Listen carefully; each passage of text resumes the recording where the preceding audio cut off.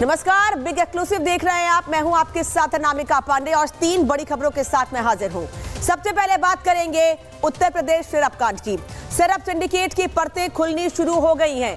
Kingpin तक जांच एजेंसियां पहुंच गई हैं और जो खुलासे हुए हैं वो चौंकाने वाले हैं, क्योंकि ये पूरा काला कारोबार 1000 करोड़ से ऊपर का है। फिर से सुनिए, 1000 करोड़ से ऊपर का ये पूरा काला कारोबार है। आज ईडी 25 ठिकानों पर छापेमारी की कार्रवाई कर रही है। इसके कनेक्शन कई राज्यों से होते हुए बांग्लादेश और नेपाल तक जुड़ते हुए दिख रहे हैं और अब इसकी वहां तक जांच की जाएगी। दूसरी बड़ी खबर है गोवा अग्निकांड से जुड़ी हुई। गोवा अग्निकांड से जुड़े लूथरा ब्रदर्स की खबर आपको बता दें, दोनों आरोपियों का काउंटडाउन शुरू हो चुका है। काउंटडाउन भारत वापस लाए जाने का। फुकेट से बैंकॉक शिफ्ट हो चुके हैं। कागजी कार्रवाई शुरू हो चुकी है। फर्जी क्लब का किस किस से कनेक्शन है उसका पर्दा उठना अभी बाकी है और जब इन लोगों को भारत लाया जाएगा इनसे पूछताछ की जाएगी। तीसरी खबर होगी दिल्ली में डीडीए के बुलडोजर एक्शन की। दिल्ली के पौष इलाके सैनिक फार्म्स में 7 बुलडोजर ने 2 बीघा जमीन पर बने आलीशान घर को, एक फार्म हाउस को जमींदोज कर दिया है। आखिर क्यों चला है बुलडोजर, शुरू करते हैं आज की बिग एक्सक्लूसिव खबरें। और सबसे पहले बात करेंगे कि उत्तर प्रदेश में कफ सिरप का जो भंडाफोड़ हुआ उसके बाद छापेमारी की कार्रवाई में अब तक क्या क्या खुलासे हुए हैं। उत्तर प्रदेश से लेकर गुजरात और झारखंड तक फैले नशीले कोडेन सिरप सिंडिकेट पर ईडी ने बड़ा शिकंजा कसा है। मुख्य आरोपी शुभम जायसवाल के नेटवर्क पर एक साथ 25 ठिकानों पर छापेमारी की गई है, जिससे हड़कंप मच गया है। ईडी का एक्शन आरोपियों को टेंशन दे रहा है। ईडी लगातार कार्रवाई कर रही है। अब आपको ये बता देते हैं कि ईडी का एक्शन कैसे कैसे हुआ है और कितने लोगों पर अब तक एक्शन लिया गया है। 25 ठिकानों पर कार्रवाई की गई है, जिसमें 40 एफआईआर दर्ज की गई हैं। मनी लॉन्ड्रिंग में 1000 करोड़ का यह मामला है, जिसमें 32 गिरफ्तारियां अब तक हो चुकी हैं और यह माना जा रहा है कि आने वाले समय में इस मामले में और भी बड़ी गिरफ्तारियां हो सकती हैं। बड़ी यानी वो लोग जो सफेदपोश हैं और इस पूरे मामले में शामिल थे। कफ सिरप मामले में बड़ी कार्रवाई के आरोपियों के 25 ठिकानों पर छापेमारी की कार्रवाई की गई है। मुख्य आरोपी शुभम जायसवाल के ठिकानों पर भी रेड डाली गई है। लखनऊ, रांची, अहमदाबाद में ईडी ने एक्शन लिया है और इन सभी जगहों पर ईडी ने बड़ी कार्रवाई की है। बता दें आपको कि लखनऊ में अभी भी ईडी का एक्शन जारी है। लखनऊ के पौष इलाके में जहां पर एसटीएफ के सिपाही का घर है, वहां पर छापेमारी की कार्रवाई हो रही है। पूरे जो इलाका है, पूरा जो घर है, उसको सिक्योरिटी के तहत रखा गया है। पूरी जगह पुलिस फोर्स तैनात है। रिपोर्ट दिखाते हैं आपको।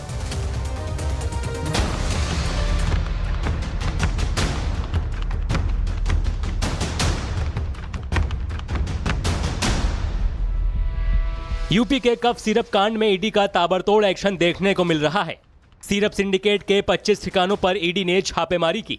बता दें कि लखनऊ, वाराणसी, अहमदाबाद, जौनपुर, सहारनपुर और रांची के ठिकानों पर रेड डाली गई। लखनऊ में आरोपी आलोक सिंह की आलीशान कोठी पर छापा मारा गया, जो इस समय एसटीएफ की गिरफ्त में है। वहीं अगर सिरप सिंडिकेट के किरदारों की बात करें तो सिंडिकेट का मुख्य आरोपी शुभम जायसवाल है, जो फरार चल रहा है। माना जा रहा है कि वो दुबई में है। दूसरा किरदार है शुभम के पिता भोला प्रसाद, जिन्हें गिरफ्तार कर लिया गया है। और तीसरा बर्खास्त सिपाही आलोक सिंह, जो शुभम का सहयोगी है, उसे भी गिरफ्तार किया जा चुका है। वहीं शुभम के दोस्त विष्णु अग्रवाल पर ईडी शिकंजा कस चुकी है। सिरप सिंडिकेट में अब तक लिए गए एक्शन पर नजर डालें तो पिछले 2 महीनों में दर्ज 30 से ज्यादा एफआईआर के आधार पर कोडिन आधारित कफ सिरप के अवैध भंडारण, परिवहन, व्यापार और सीमा पार व्यापार से संबंधित ECIR दर्ज है। अब तक इस मामले में 32 गिरफ्तारियां हो चुकी हैं। इस अपराध से मिली धनराशि 1000 करोड़ रुपए से ज्यादा है। यूपी सरकार ने मामले की जांच के लिए एक समिति का गठन किया है। वहीं एक तरफ सिरप सिंडिकेट को लेकर एक्शन जारी है तो दूसरी तरफ सूबे की सियासत भी गर्म है। धनंजय सिंह ने रिपब्लिक भारत से एक्सक्लूसिव बातचीत में सपा प्रमुख अखिलेश यादव पर पलटवार किया, जिन्होंने धनंजय सिंह को कोडिन भैया का टैग दिया था। 3 एफआईआर करताओं में 3 लोगों के साथ उसकी तस्वीर है, तो उसी से पूछे, उसने नामकरण अपने लिए किया होगा। समझ रहे हैं। और एक तो वीडियो चल रहा था, मैं कट्टा है कट्टा तना रहेगा कर रहा था उसमें। उसको दिखाऊं क्या? मैं आपको दिखा दीजिए। तो जो उसमें एक कोई लड़का है जो उसमें अभियुक्त, उसके खिलाफ एफआईआर, अमर पांडे, कितनी दोस्ती उसके साथ है उसकी, उसको देखिए, समझिए। काबिले गौर है कि कफ सिरप की सप्लाई नेपाल और बांग्लादेश तक होने के सबूत मिले हैं। ऐसे में मनी लॉन्ड्रिंग की आशंका को देखते हुए ईडी एक्टिव है और सिरप सिंडिकेट पर करारा प्रहार जारी है। Bureau report, Republic Bharat. और लखनऊ चलते हैं। राघवेंद्र उस जगह पर मौजूद है जहां पर कार्रवाई जारी है। राघवेंद्र, आपके पीछे इतना बड़ा मकान हम देख रहे हैं जो कि एसटीएफ के एक सिपाही का है और वहीं पर छापेमारी की कार्रवाई हो रही है, क्या अपडेट? बिल्कुल, देखिए एसटीएफ में कभी वो काम करता था, आज उसी एसटीएफ ने आलोक सिंह को गिरफ्तार किया है। उसका ऐसा कैरेक्टर था कि उसको बर्खास्त किया गया, लेकिन वो बर्खास्त इसीलिए हुआ था कि उसको एक सिंडिकेट चलाना था। सिंडिकेट ऐसा जो हजारों करोड़ रुपए का है, काफ़ी लंबे समय से चल रहा है। उसके तार सिर्फ उत्तर प्रदेश ही नहीं, भारत के कई राज्यों तक फैला हुआ है, साथ ही नेपाल के रास्ते होते हुए, बांग्लादेश के रास्ते हुए दुबई तक पहुंचा है। आप देखिए, मैं जिस जगह पे खड़ा हूँ ये आलोक सिंह का वही रिहायशी मकान है। आप देख सकते हैं कि किस तरह से यहाँ पर है। आप देखिए, ये देखिए यहाँ पर ये जो चीज़ें हैं, यहाँ देखिए सिक्योरिटी, ये आप देखिए सिक्योरिटी जो है, यहाँ पर कुछ लोग आए हैं और मीटर लेके, यानी कि शायद अब घर की पैमाइश होने जा रही है। आलोक सिंह, आपको मैं ब्रेकिंग खबर आपको दे रहा हूँ, आप इसको ब्रेक करा सकते हैं ग्राउंड जीरो पे, कि इनके हाथ में देखिए ये मीटर है। इस मीटर से पूरे घर की पैमाइश होती है। आप देख सकते हैं ना, इससे पूरा नापा जाता है कि घर, ये जो मकान बना है उसका आधार कैसा है और उसकी मजबूती किस तरह से है। आप देख सकते हैं साथ में डायरी भी है, एक एक चीज नोट किया जाएगा कि इस घर की ऊंचाई कितनी है, इसका पूरा कितना पूरा एरिया है और इसमें किस तरह का जो इंफ्रास्ट्रक्चर लगा है, किस तरह की चीजें हैं, सब कुछ एक एक चीजें आएंगी। क्योंकि एक एसटीएफ का जो सिपाही है, जो बर्खास्त सिपाही है, वो इतना बड़ा राजा महाराजाओं की तरह मकान नहीं बना सकता है। तो आप देख सकते हैं कि ये जो यहाँ पर जो स्थिति है वह आपके सामने है और यहाँ पर सिक्योरिटी जो है वो पूरी तरह से इनको अभी रोके हुए है। शायद ये जाना चाहते हैं। आपको अभी क्यों नहीं जाने दे रहे हैं भाई साहब, क्यों नहीं जाने दे रहे हैं? आप अंदर संपर्क बता दीजिए। बात हो रही है, आपको बुलाया गया है कि आप अपने से आए हैं? क्यों भाई साहब, आपको बुलाया गया है कि आप अपने से आए हैं? भाई साहब, आपको बुलाया गया है ना बात करने के लिए? आप अपने से आए हैं, बुलाया गया है? बुलाया गया है आपको? ये देखिए कुछ लोग आ गए शायद रिसीव करने के लिए। ये सामने देखिए, ये सामने देखिए, कुछ शॉट्स देखिए, ये देखिए बुलाया गया। देखिए ये अंदर से ईडी के लोग इनको ले गए। जैसा कि मैंने बताया, रिपब्लिक भारत बहुत ही एक्सक्लूसिव शॉट्स के आधार पर आपको बता रही है कि इस पूरे घर की पैमाइश होने जा रही है।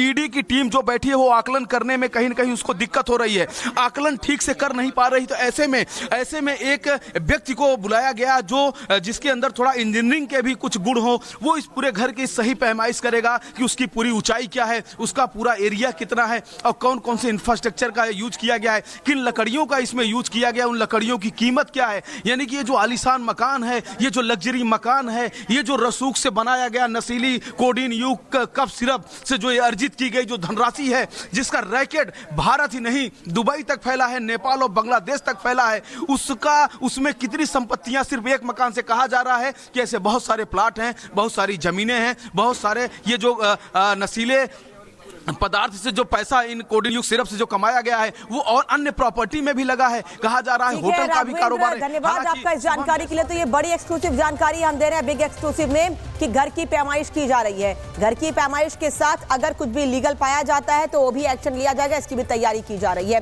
बढ़ते आगे और अब बात करेंगे बैंकॉक से खबर की, क्योंकि बैंकॉक में लूथरा ब्रदर्स पर कार्रवाई की पूरी तैयारी कर ली गई है। बैंकॉक से अब इन लोगों को, इन दोनों भाइयों को भारत वापस लाने की तैयारी है। एक बड़ी खबर इस बीच आपको बता दें, लूथरा ब्रदर्स से जुड़ी हुई, जिनको बैंकॉक लाया गया है फुकेट से और उसके बाद उनको बाहर लाए जाने की तैयारी है। बैंकॉक में लूथरा ब्रदर्स पर बड़ा अपडेट सामने आया है। लूथरा ब्रदर्स पर सूत्रों से यह बड़ी खबर आ रही है कि गोवा पुलिस, जो कि अभी बैंकॉक पहुंची हुई है, वो लूथरा ब्रदर्स को वापस भारत लेकर आएगी। सबसे पहले उन्हें गोवा लेकर पहुंचा जाएगा, क्योंकि गोवा में ही इनका वो क्लब था जिसमें आग लगी थी और 25 लोगों की मौत हो गई थी। क्लब कांड से अब पर्दा उठेगा, ऐसा इसलिए क्योंकि अब दोनों भाइयों को भारत वापस लाया जाएगा। पर्दा इसलिए उठेगा क्योंकि इनके और कौन कौन से साथी थे और किन किन नियमों का इन्होंने पालन नहीं किया है। सबसे बड़ी बात यही है कि यहाँ पर सेफ्टी मानकों को ध्यान में नहीं रखा गया, सुरक्षा मानकों को ध्यान में नहीं रखा गया। इस वजह से ही इसका नाइट क्लब में आग लगी और इसमें 25 लोगों की मौत हो गई है। ऐसा क्लब जहां पर लोगों के भागने तक की व्यवस्था नहीं थी आग लगने पर, जिस वजह से 25 लोगों की मौत हुई है। और अब बात गोवा अग्निकांड में 25 लोगों की मौत की कर रहे हैं, तो आपको बता दें कि थाई इमिग्रेशन के डिटेंशन सेंटर में दोनों भाइयों को रखा गया है। प्रत्यर्पण की तैयारी लगभग पूरी हो चुकी है। सोमवार तक इमरजेंसी सर्टिफिकेट जारी होगा, जिसके तहत इन लोगों को भारत वापस लाया जाएगा। दोनों भाइयों का पासपोर्ट रद्द हो चुका है, लेकिन उसके बाद भी इन दोनों को भारत लाए जाने की तैयारी की जा रही है। इमरजेंसी सर्टिफिकेट की टिकट बुकिंग भी की जाएगी और उसके बाद इनको माना जा रहा है कि 1 से 2 दिन के भीतर भारत लाया जाएगा। अधिकारी मौजूद है वहां पर, अधिकारियों के साथ प्रत्यर्पण की प्रक्रिया संपन्न होगी और उसके बाद भारत लाया जाएगा। और जैसे ही भारत में गोवा इनमें इनका फ्लाइट लैंड करेगी, जिस फ्लाइट से ये वापस आएंगे, उसके तुरंत बाद इन दोनों भाइयों को, सौरभ लूथरा और गौरव लूथरा, दोनों को ही गिरफ्तार कर लिया जाएगा। क्योंकि अभी थाईलैंड में इन्हें हिरासत में लिया गया, इंटरपोल ने इन्हें हिरासत में लिया, फुकेट से बैंकॉक लाया गया है और उसके बाद अब इन्हें भारत लाए जाने की तैयारी है। बता दें आपको कि फुकेट से बैंकॉक शिफ्ट किया जाएगा, दोनों भाई बैंकॉक शिफ्ट किया गया दोनों भाइयों को, और अब भारत लाए जाने की तैयारी है। रिपोर्ट आपको दिखाते हैं कि आखिर क्या प्रक्रिया होगी और कितनी जल्दी इनको भारत वापस लाया जाना है।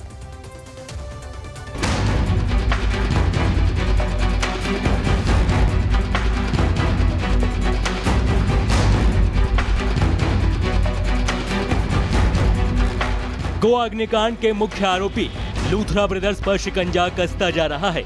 कल उन्हें थाईलैंड पुलिस ने हिरासत में लिया तो दिल्ली की कोर्ट से भी उनको बड़ा झटका लगा। अदालत ने उनकी अग्रिम जमानत याचिका खारिज कर दी। कोर्ट ने साफ शब्दों में कहा कि दोनों आरोपी किसी भी तरह की संरक्षण अवधि के हकदार नहीं हैं। इस फैसले के बाद दोनों भाइयों की तुरंत गिरफ्तारी की संभावना बढ़ चुकी है।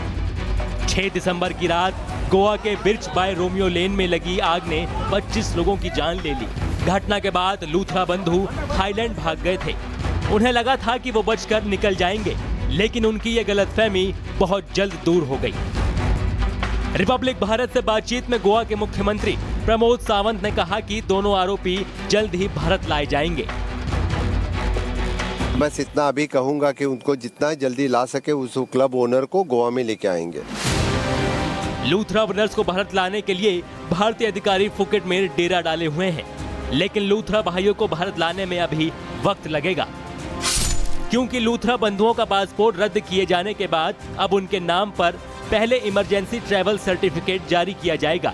ये सर्टिफिकेट केवल भारतीय एम्बेसी ही जारी कर सकती है। इसके बाद ही उनकी भारत वापसी संभव होगी। इधर दिल्ली में पकड़े गए लूथरा भाइयों के सहयोगी अजय गुप्ता से पूछताछ में बड़ा खुलासा हुआ। गोवा में जिस वक्त आग लगी उस वक्त ये दोनों लूथरा भाई दिल्ली में एक शादी समारोह में शामिल थे। गोवा अग्निकांड के वक्त दोनों भाई परिवार के साथ दिल्ली में एक शादी समारोह में शामिल थे, जबकि अजय गुप्ता उस वक्त गोवा में मौजूद था, लेकिन घटनास्थल पर नहीं था। हालांकि उसने रविवार सुबह फ्लाइट ली और दिल्ली के लिए रवाना हो गया। भारत लैंड करते ही लूथरा ब्रदर्स को गिरफ्तार किया जाएगा और 24 घंटे के अंदर उन्हें अदालत में पेश किया जाएगा। बताया जा रहा है कि उन्हें बैंकॉक से सीधा दिल्ली और फिर मंगलवार या बुधवार तक गोवा पहुंचने की उम्मीद है। थाईलैंड से बैंकॉक और फिर भारत की अदालत तक लूथरा बंधुओं का सफर अब सिर्फ दूरी नहीं, न्याय की कसौटी है। लेकिन अब हर कदम इन दोनों भाइयों को सजा के और करीब ले जा रहा है।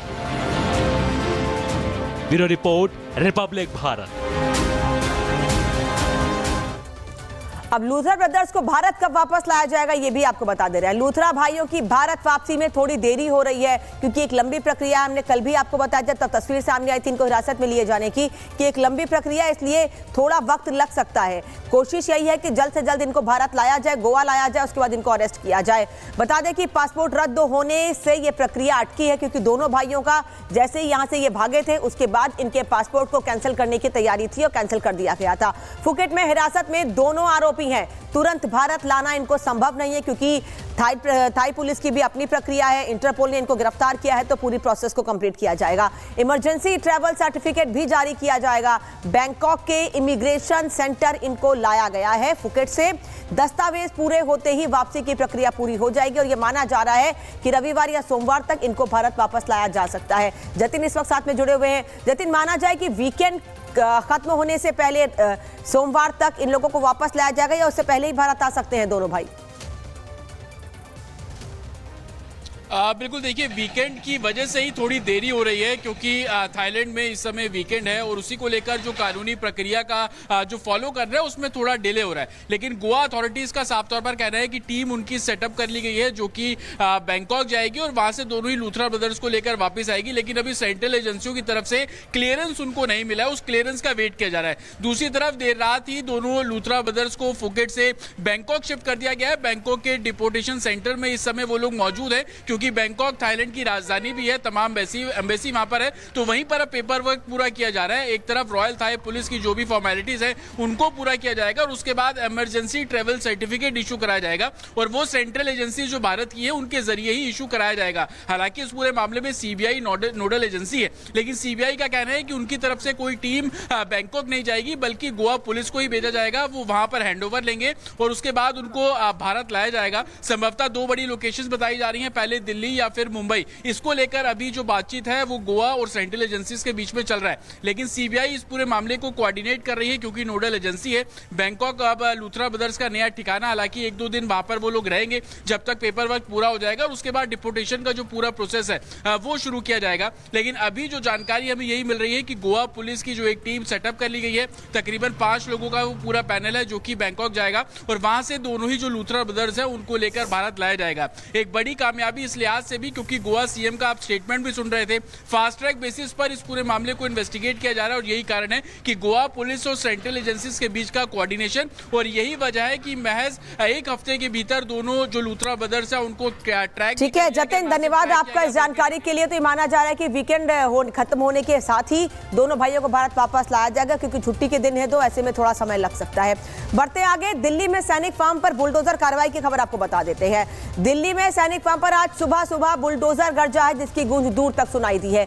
10 से ज्यादा बुलडोजर, सैकड़ों पुलिसकर्मी, पैरामिलिट्री फोर्स और निशाने पर एक आलीशान हवेली जो बनी थी डीडीए की जमीन पर। क्या था हवेली के अंदर और क्यों किया गया है इतना बड़ा ऑपरेशन, दिखाते हैं आपको इस रिपोर्ट में।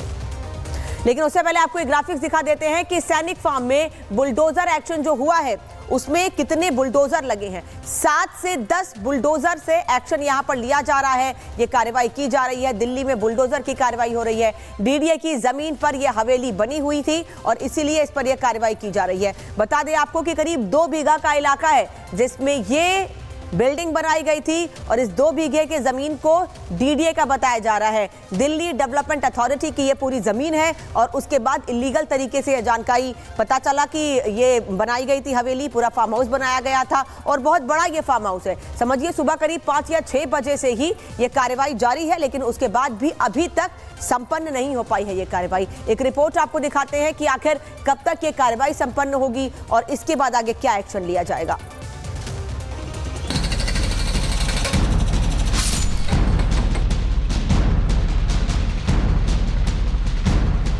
सैनिक फार्म में बुलडोजर एक्शन, अतिक्रमण पर गरजा बुलडोजर, आलीशान कोठी जमींदोज। दिल्ली के पौष इलाके सैनिक फार्म में आज सुबह बुलडोजर का शोर गूंज उठा। 10 से ज्यादा बुलडोजर एक साथ पहुंचे। अवैध आलीशान हवेली को जमींदोज कर दिया गया। डीडीए ने बताया कि ये सरकारी जमीन की वापसी का सबसे बड़ा ऑपरेशन था।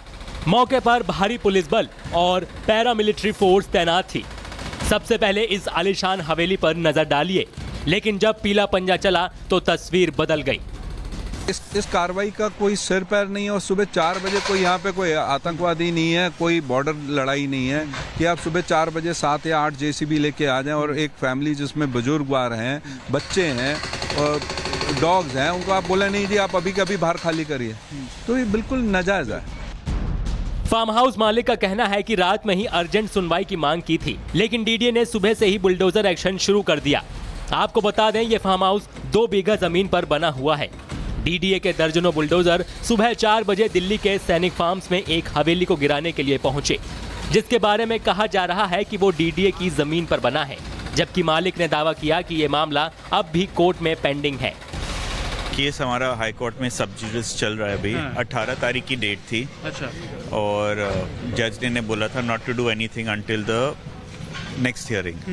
हमने अर्जेंट हियरिंग की वो डाला कि ये लोग आ रहे हैं। जब हमें रात में मालूम पड़ा कि ये लोग आ रहे हैं तो अभी अर्जेंट हियरिंग की डाली हुई है, तो इसलिए ये लोग 7 बुलडोजर के साथ आए हैं पूरा तोड़ने के लिए, हमारी हियरिंग से पहले कि ये घर ही गिरा दें।